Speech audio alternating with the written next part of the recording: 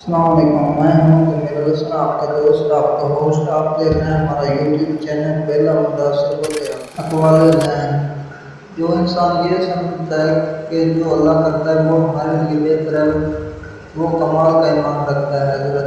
حضرت علی نے فرمایا، صبر کرنے والوں کا مقدمہ اللہ تعالیٰ خود لڑتا ہے۔ تو بڑوں کی عزت کرو، چھوٹے تمہاری خود عزت کریں گے۔ حضرت علی زمانے کے پل پل کے اندر آفت پوشیدہ ہے۔ حضرت علی عقل مند شخص ہمیشہ غم و فکر میں مبتلا رہتا ہے۔ حضرت علی علم مومن کا کھویا ہوا مال ہے، جہاں سے ملے لے لو۔